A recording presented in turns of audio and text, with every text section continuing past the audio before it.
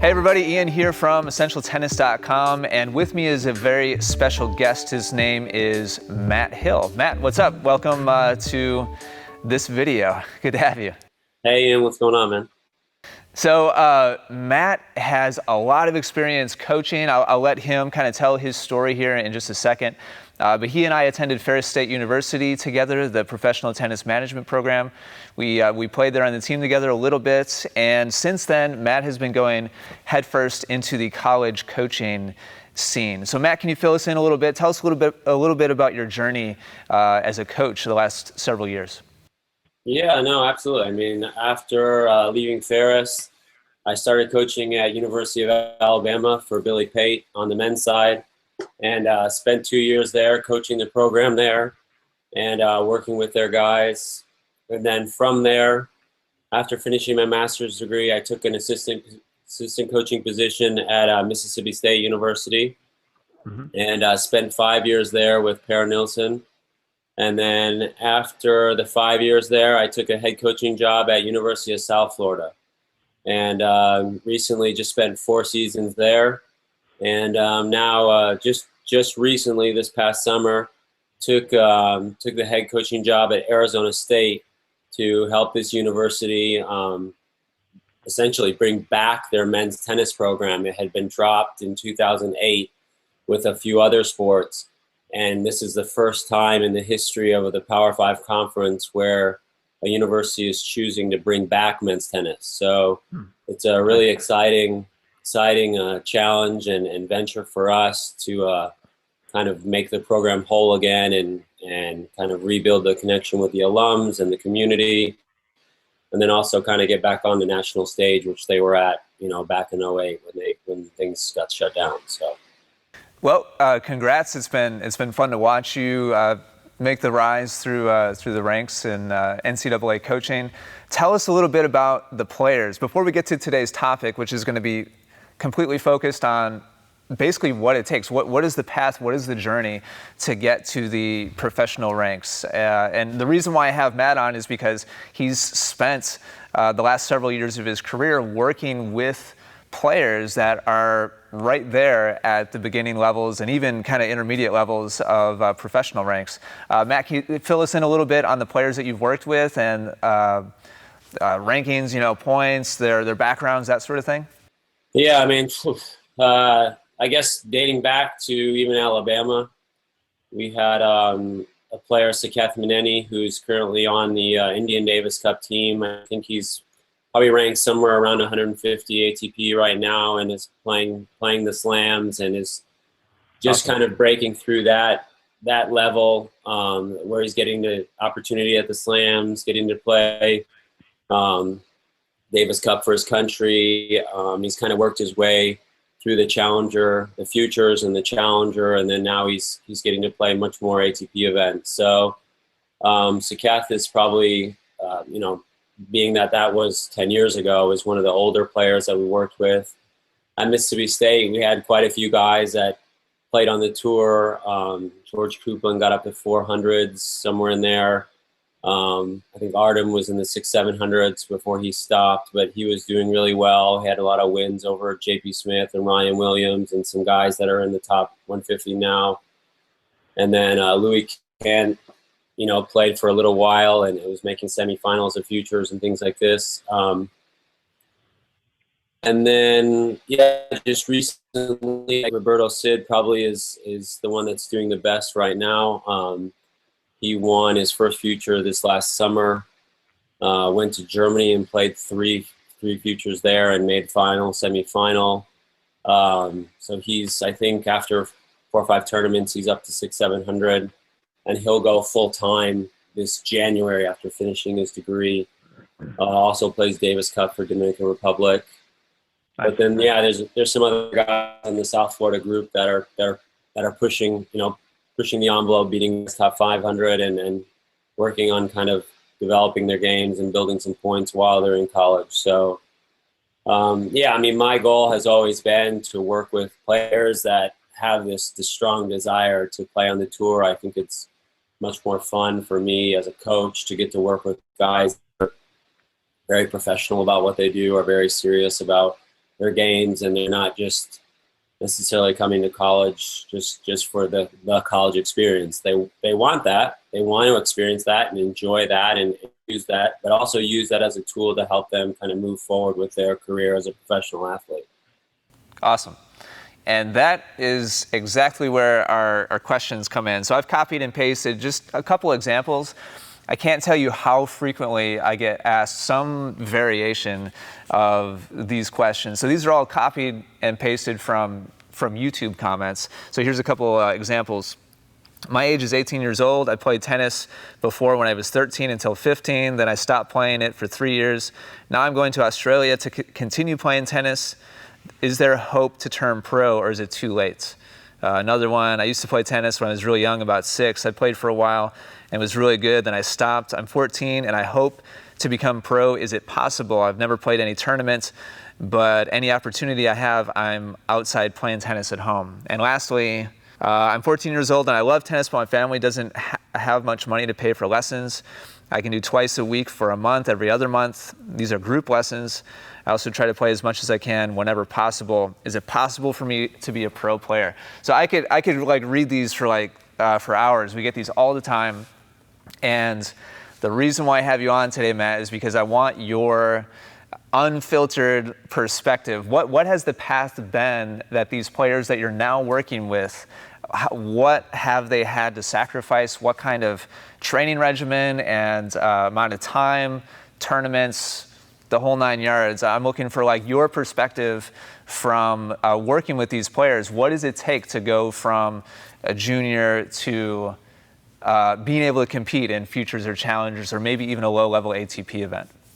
I mean, it's a huge commitment and a huge sacrifice, not just on the player's part, but the coaches and the support team that's around them. We're seeing as the game is evolving that the support teams around these athletes is just getting larger and larger.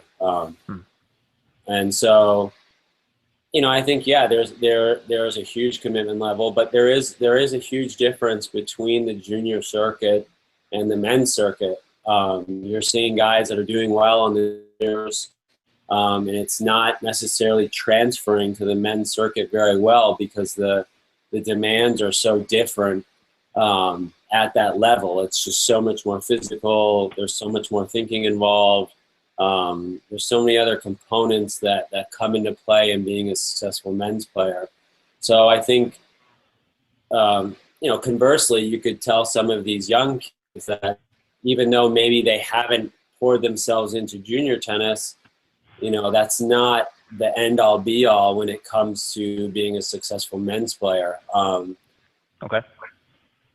I'm never the type of coach that would tell someone that they can't do something or be something because I don't know these people, so I have no idea. But it is a huge commitment, and it's extremely competitive. I mean, it's a sport where a lot like golf, where it's worldwide. I mean, you're competing with the best athletes around the world, as opposed to maybe a sport that's just represented in a few countries. So it's highly competitive, but anything is possible depending on your athleticism and your work ethic and the people that you can put yourself around. So let's take a few of these kind of specific situations. So let's say, just for example, we're speaking to a 15-year-old who maybe has some playing experience, maybe some instructional input already, but not really anything too serious or full-time yet. If we're talking to like a mid-teens player who has aspirations of having the best possible shot at being a professional tennis player, what kind of regimen, what kind of schedule would you recommend somebody jump into to have any kind of chance? Well, I think at 15 you're getting to an age where this has to really be a full-time job. I mean, that's one thing that, when you're talking about being a professional in anything, whether we're talking about tennis or a musician or whatever, you have to commit to something full time because your ability to perfect these skill sets that are required at this level, you know, there's no way around putting in the hard work and the time in order to do that. You're not going to just, I don't care how gifted of an athlete you are, you don't just wake up one day and know how to do these things. Not even the best of the world. You know, these people train these skill sets and hone these skills over time, you know, on the training court, on the match court, under pressure, in order for them to be able to execute these things when it really matters. So there's no way of getting around the fact that, like, you're gonna have to put the time in on a daily basis to perfect these skill sets in order to acquire points against, and I don't mean ATP points, I mean when you play a match, you have to win X amount of points to win the match, and the higher the level goes, the more you actually have to win those points on your terms. You have to do things to acquire those points. And if you don't have the skill sets to acquire those points, those guys are not going to just make mistakes and give them to you. So that, you know, that takes a lot of hard work and time and you know, possibly help, you know, from a coach or someone, depending on what kind of learner you are. I mean, but yeah, I would say if at 15 years old, if you want to be a professional tennis player, and again, I think it all, how do you define a professional tennis player? I mean, what does that mean to you? Because there's variations. If I'm 600 ATP, am I a professional tennis player? You could say yes, or you could say no. I'm not making a living and paying my mortgage and paying my bills with being 600 ATP. So I don't know. I don't know what the answer to that is. It's different for each person.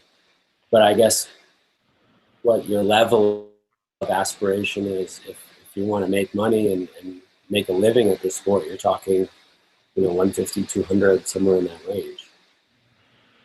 That was going to be my first follow-up question was, where is the line? I remember talking to you about this the last time we spent time together in New York. Where is the, yeah, obviously there's no hard cutoff, but if somebody wants to cover their travel, cover, you know, physio or any coach, that sort of thing, and actually be able to, you know, support themselves and maybe a family, what are we looking, what kind of ranking ballpark? The research would answer that question at like around 150 to 150, like 155 ATP is like this research-based number.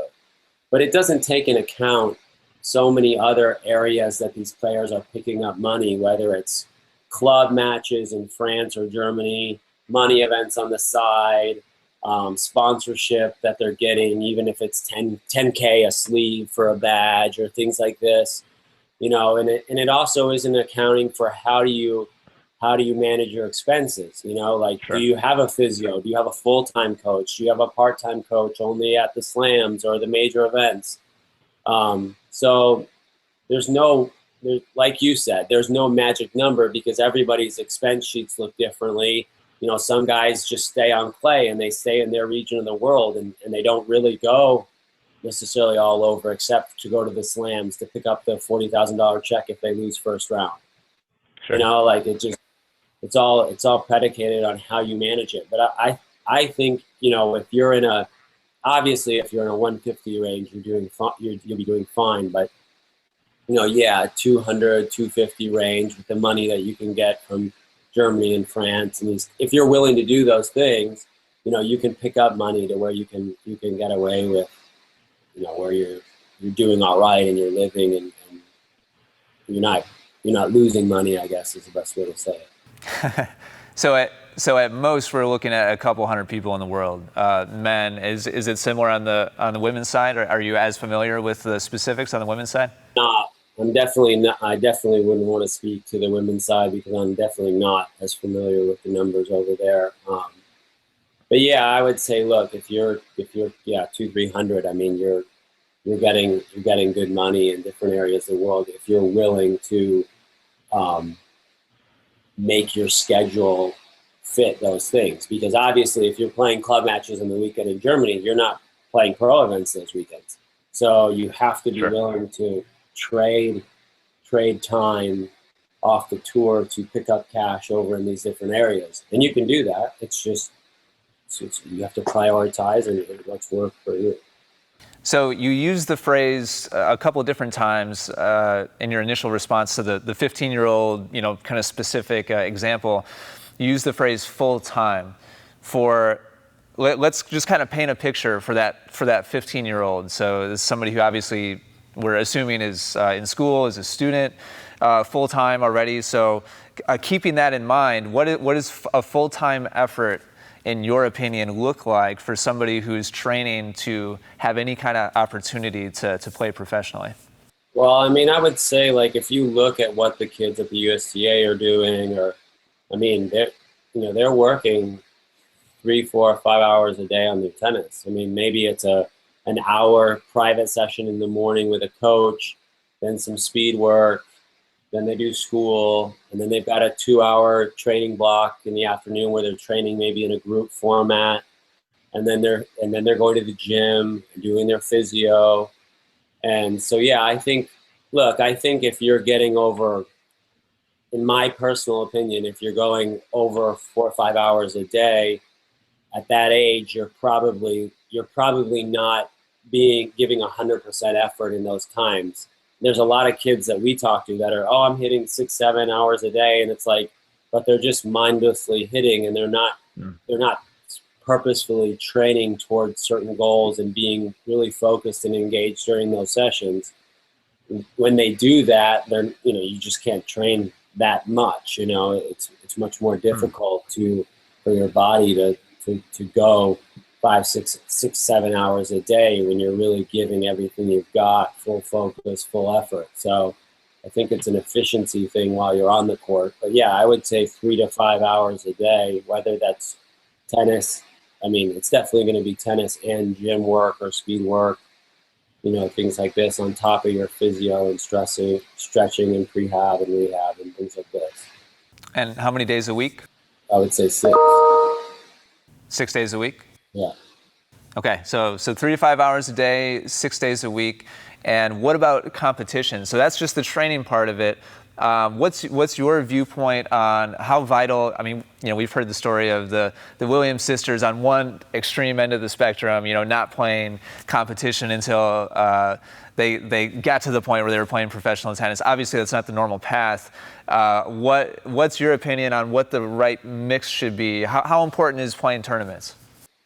Well, I think first off, I think that's a great point. I think with any of this stuff, you're going to have outliers on both sides. I can't speak to everyone.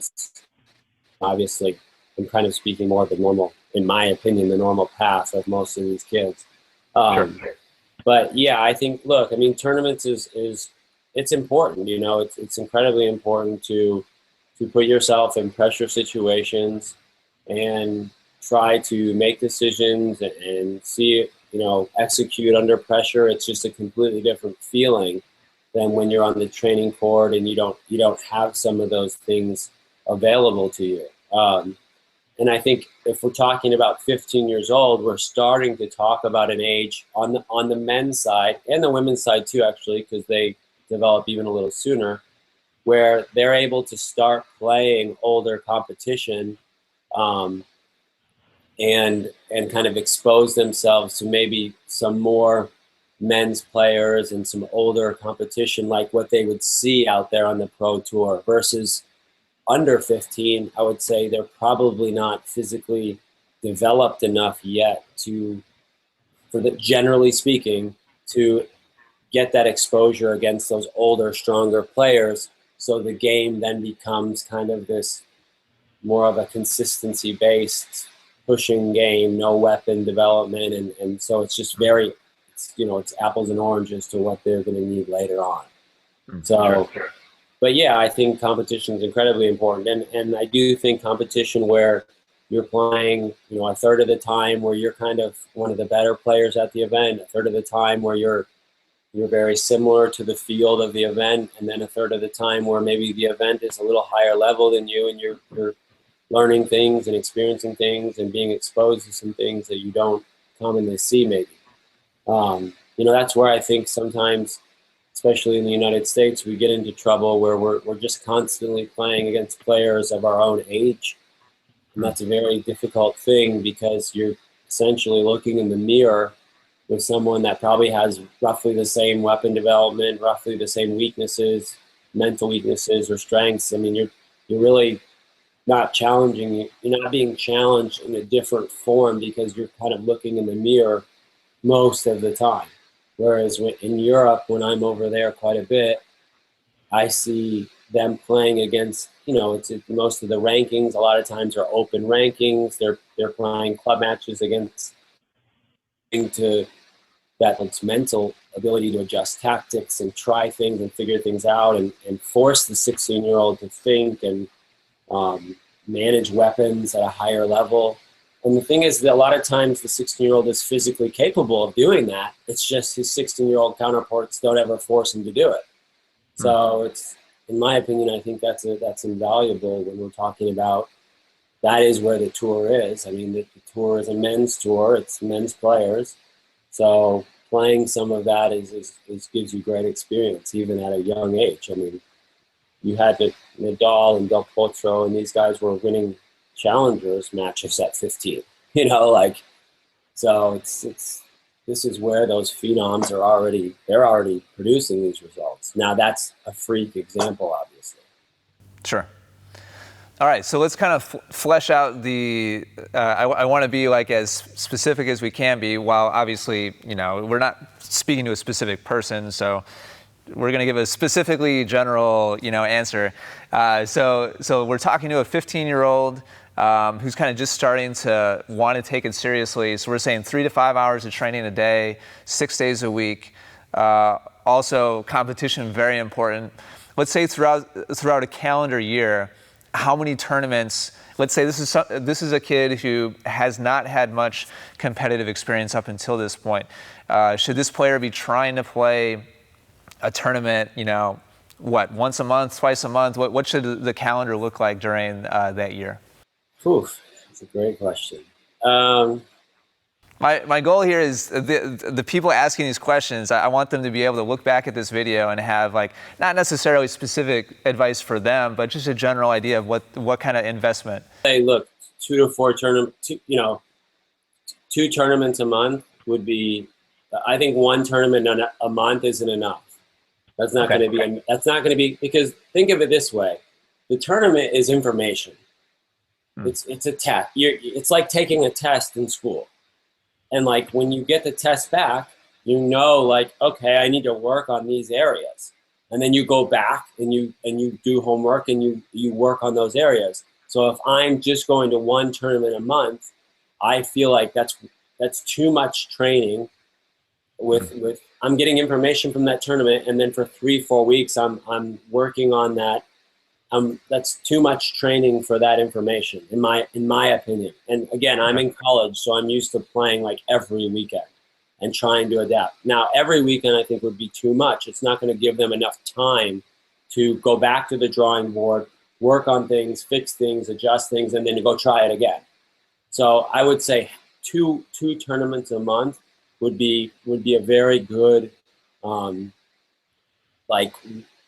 almost test to work ratio, if you will, on let's get information, let's go to the training court, work on that stuff, let's try it again. How do we do in those areas? Okay, let's work on it again, and maybe when they're first starting out, 1 tournament a month just to get some information and then work would be okay. But I think very quickly you got to move to 2 tournaments a month, so you can try those things out more often and to give yourself a better benchmark on how am I progressing in my training. Awesome. That's good feedback. Now I'm going to ask you an even more difficult question. So let's say that 15-year-old is all right, sweet. He goes all in, or she goes all in, 3 to 5 hours a day, 6 days a week, is playing 2 tournaments a month, and does that for 2-3 years.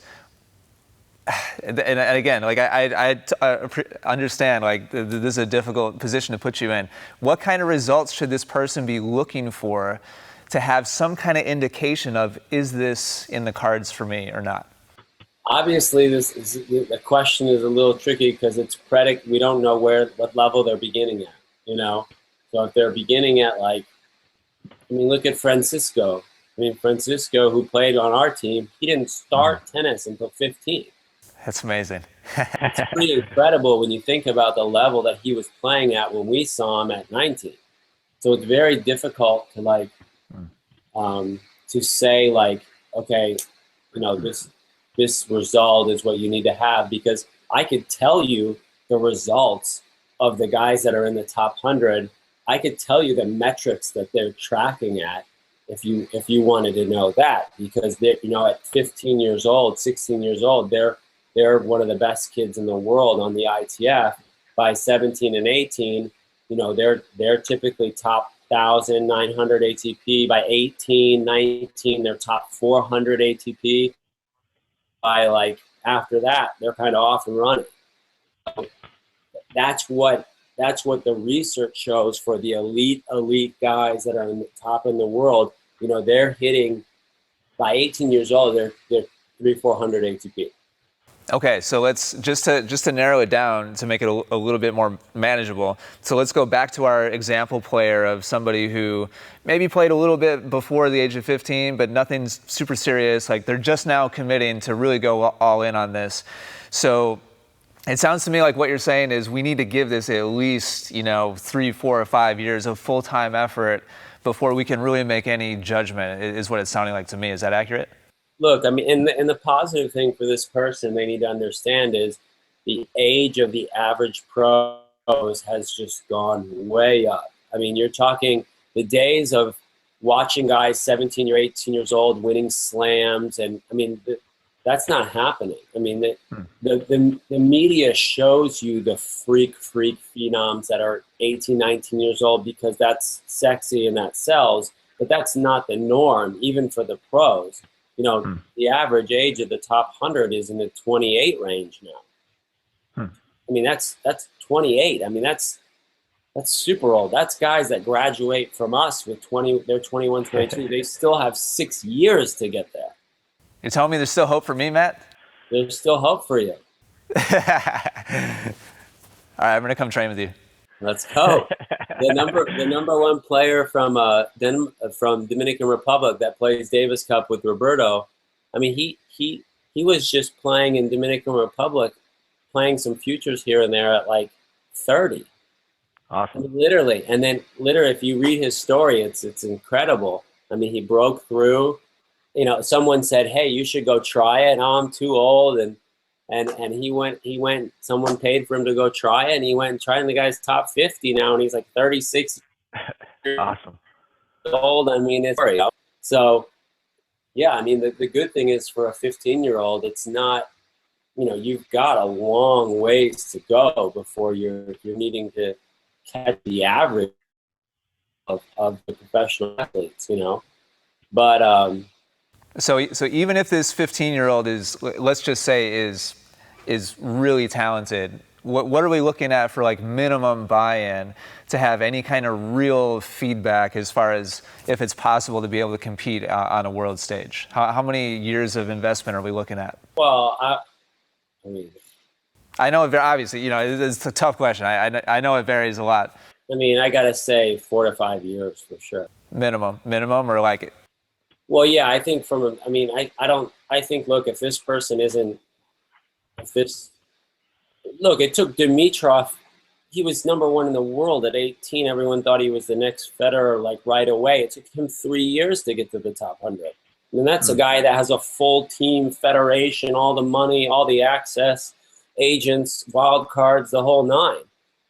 So yeah, I think telling a 15-year-old that's even really talented that, in 3 years, if you don't hit there, you hang it up. I think that's crazy. We tell our guys, hey, they graduate at 21, 22. Hey, by 25, 20, don't even think about stopping until you get to 25, 26, if you're even going to consider it. But you're still under the average. And most of those guys, I have at least invested a decade up until that point. Is that right? Exactly. Yeah. So, I mean, look, I think the best thing that I could say to a 15-year-old is something that I think Ryan Harrison said early on. You know, when someone asked him like, what's he going to do with this? You know, do you want to play professional tennis or whatever? And he said, look, I am a professional tennis player. Like this is just who I am. I'm going to do this no matter what. And the tour is very difficult. It's incredibly challenging. And if you don't have this like mindset of I, I'm going to do this no matter what, you're going to have a very difficult time making it out there, because you're going to take a ton of bumps and bruises. Even if you're a ridiculously talented player, one of the best in the world, you're going to take your hits. And if you're not dead set on staying out there, you know, you're going to have a tough time making it. The guys that I know that have made it, that maybe weren't necessarily you wouldn't think of being the most talented guys or whatever, they just stayed out there. I mean, Saketh wasn't even in our lineup the first year at Alabama. The guy wasn't even in our lineup at Alabama. And we weren't even, I mean, that year we finished top 10, but at the time we were 40 in the country, and he wasn't even in the lineup. And now he's 150 ATP. So I think it's more about persistence than it is okay, you have to have the skill set and the talent and the athleticism, but if you don't have the desire to kind of go through all the crap that it's going to throw at you and the persistence to stay out there, you're not, and there's no way. All right, really good stuff, man. Super good input, great general perspective from your experiences. I got one more kind of big question for you before we start to sign off, and that is one of the big reoccurring themes that I see from these, usually kids that are asking me in comments on YouTube if it's possible for them, has to do with finances. Whatever the particular situation is, they don't have deep pockets to be able to pay coaches or travel or that sort of thing. Is that necessary? Do we need big financial backing to make the 3 to 5 hours a day, 6 days a week? Can you give us a general look at what kind of investment are we talking about, and is it necessary?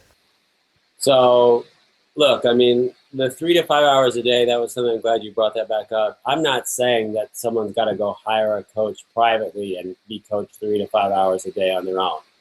You know what I mean? Like you can go hit. It's 3 to 5 hours a day spent on physical training or on the court training, and you can do that by playing a match with your friend for free.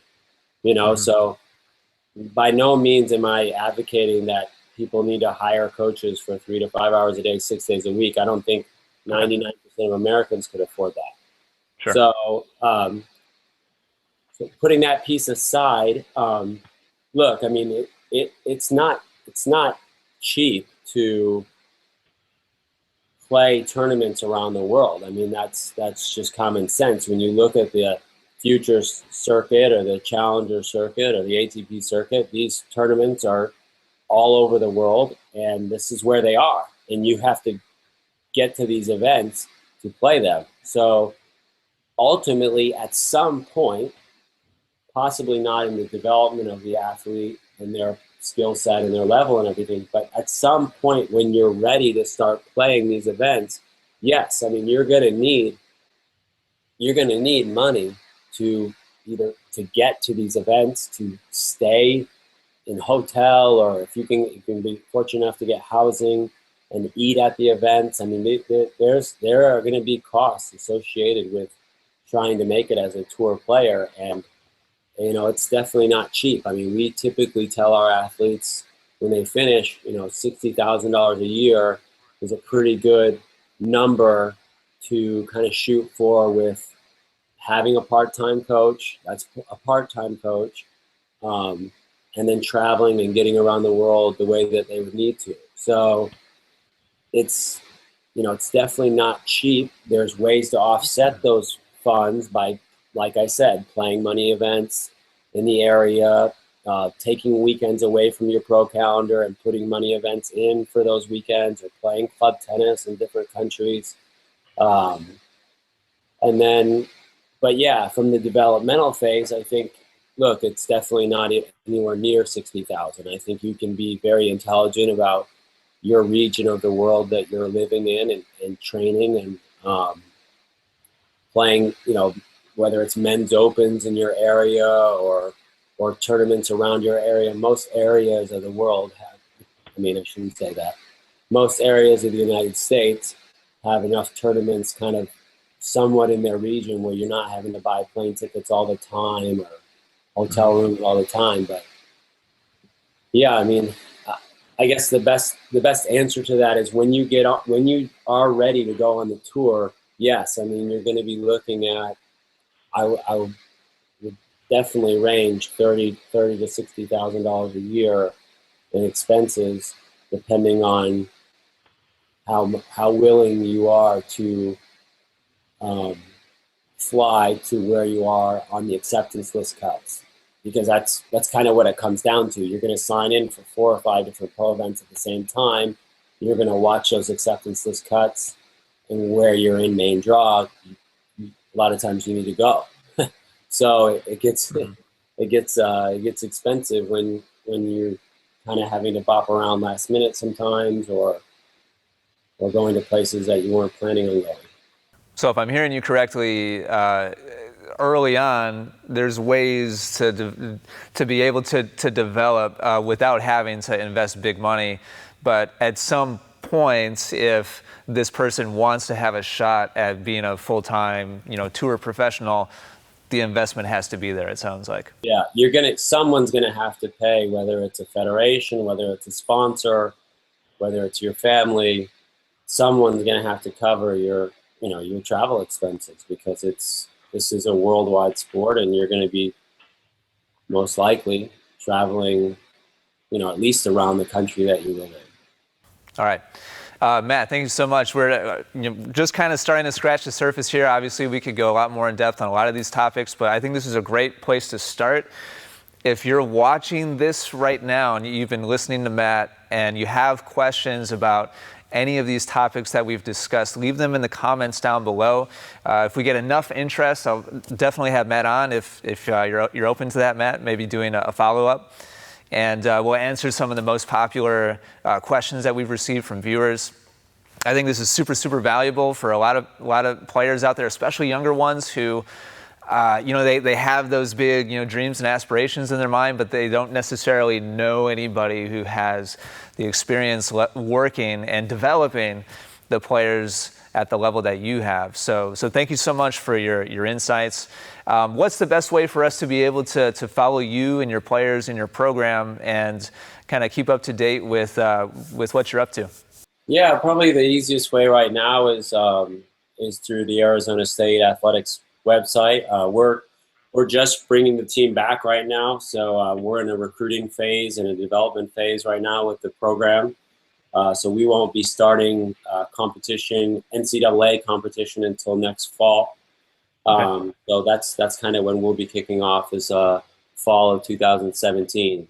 But we'll have some athletes on campus this spring, and yeah, they'll be playing pro events this spring, and then kind of doing that on their own while they're redshirting. So it's going to be fun getting back on the court. Awesome.